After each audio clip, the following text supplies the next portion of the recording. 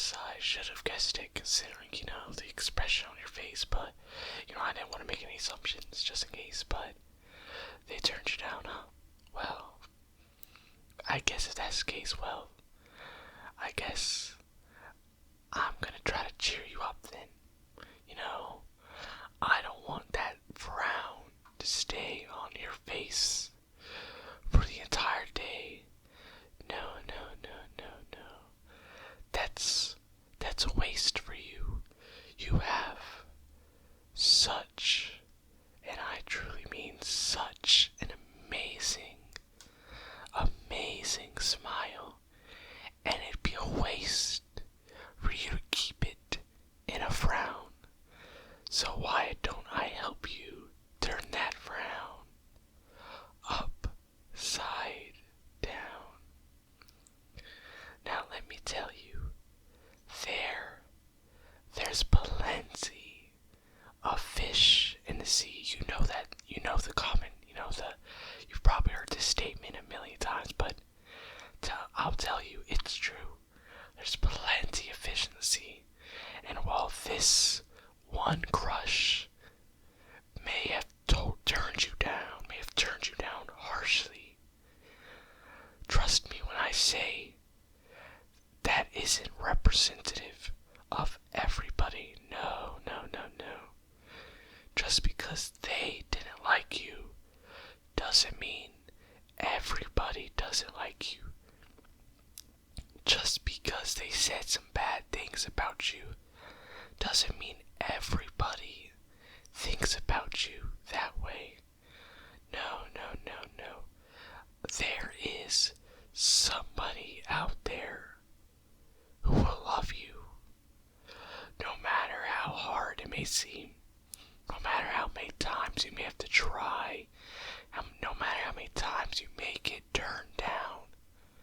Trust me when I say there will always be somebody out there who will love you and care for you and appreciate you for who you are.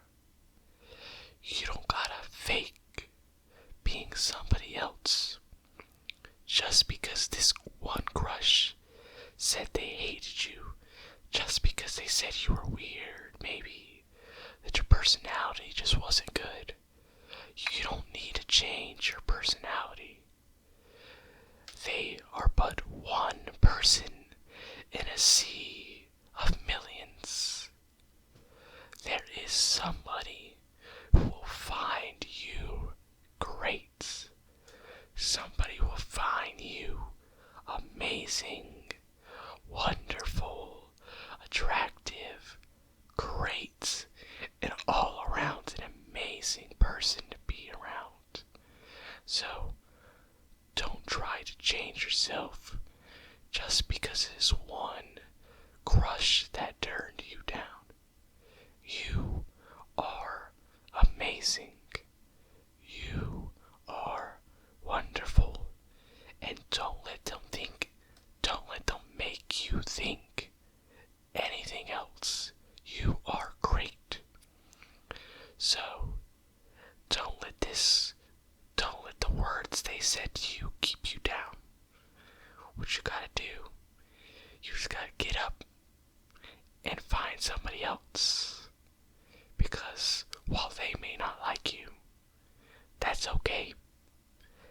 You can't have everybody in the world like you. No matter how good of a person you may be, somebody's gonna hate you.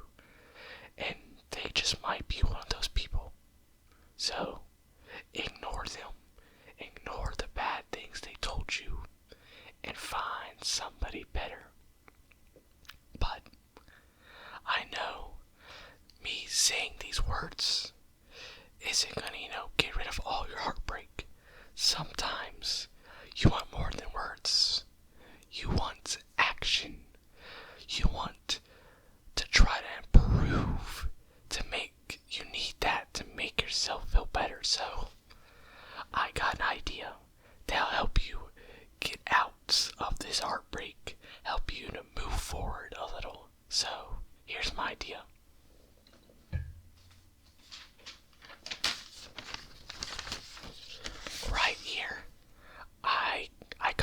love letter. You may ask how I got it, but you don't gotta ask, okay? I just somehow found it. I found it after your crush threw it away, but that's besides the point. Right here, I got your love letter. So what we're gonna do together is we're gonna look over it, and we're gonna see what you did well, what you did that can maybe be improved, and what might have went wrong.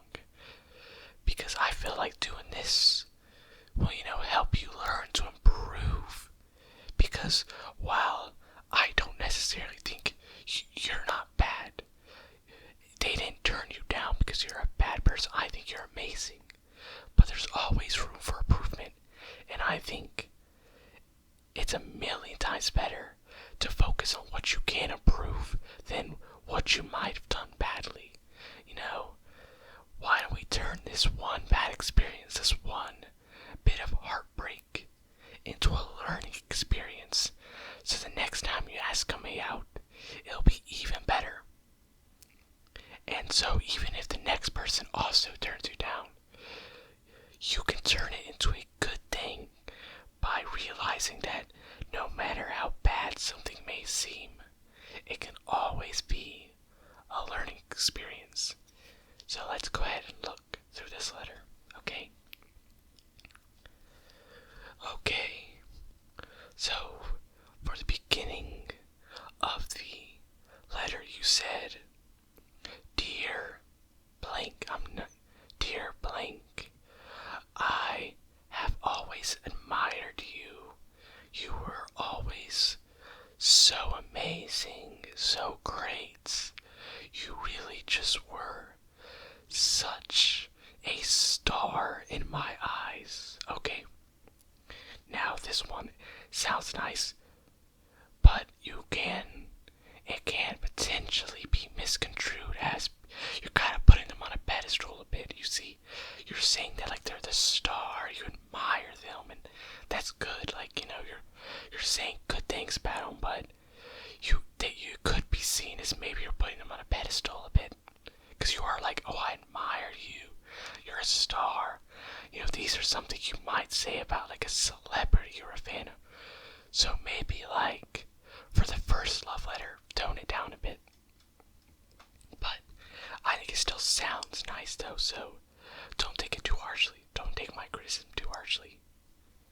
But next thing. Oh yes, this one's good. I saw you one day helping out that kid who fell down, and the kindness you showed that day really resonated with me, and it really helped me want to become a better person, and so I can be just as kind as you are. Now I think this is a pretty nice line. Maybe slightly could be seen weird as you're saying you're seeing them from afar, but I think that's completely covered up by the fact that you're talking about how kind they are, how good of their actions you thought they were, how they were helping a kid, and how nice you thought that was, and you talked about how it made you want to improve. I think that's pretty good because you're both putting them in a good light and talking about their good qualities while also talking about your good qualities and how you want to improve and become a better person. I think that's a pretty good line. I think you did decently well there. So that one is definitely a thing to keep in note for future love letters. That one was pretty nice. Okay, let me just skip a few lines till I find something that really stands out.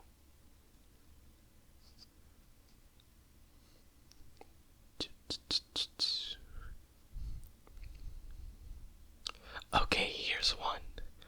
In this line down near the bottom, you said that their eyes sparkled like the greatest of jewels, like the most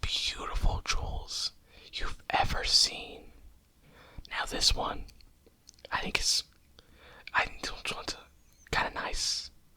You compliment their appearance, which may seem shallow for some people. You're just complimenting appearance, but I mean, if you don't know the person super, super well, I mean, there is a limit to, what things you can compliment them on.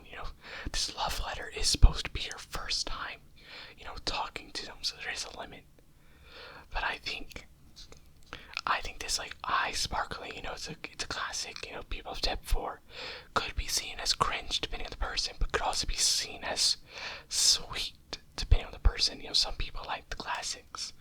So I think this is like a good one to keep in notes for the future. But you should change it depending on the person, If they're a kind of person who thinks those kind of things are weird and don't really like those surface level things, take that out of the love letter. But if they're the kind of person who does like those things and think it's sweet, do make sure to include it. But I think that's a good amount of stuff we went over. So you got some areas you can improve on. You got some areas I think were pretty good and you should definitely include. And you got some areas that are like a mixed bag. Could be good depending on the person, could be bad. So for the final step, now that we're done looking over the love letter, here's what we're gonna do. We're gonna rip up this letter. The reason being, I want you to rip this thing to shreds because this is gonna symbolize letting go. You see, this love letter acts as a symbol for your, previous love, for that crush. But you need to get over that love. They said no. It's time to move on to new people. So, to symbolize leaving that love, that past love, in the past, you are gonna tear up this letter, and with that, symbolize yourself moving forward. But why don't you go ahead and begin tearing it up to pieces.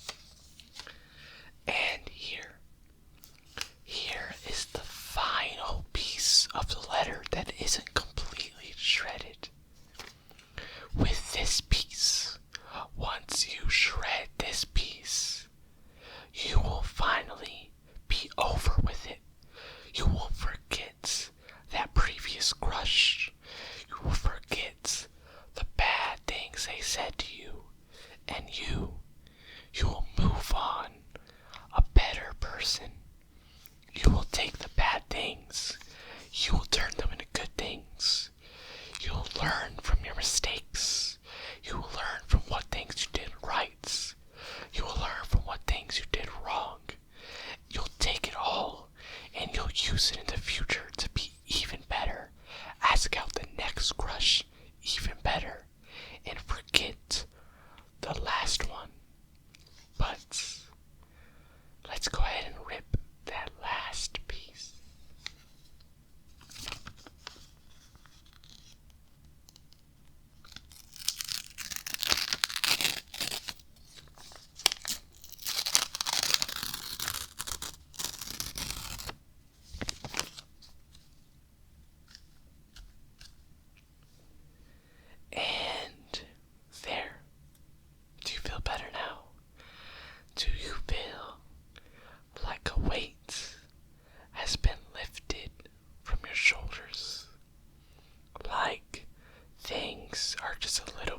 lighter. The sky is a little bit brighter. I hope you do. I hope you feel better. And I hope that I was able to make you feel a little bit brighter. And I hope I was able to let you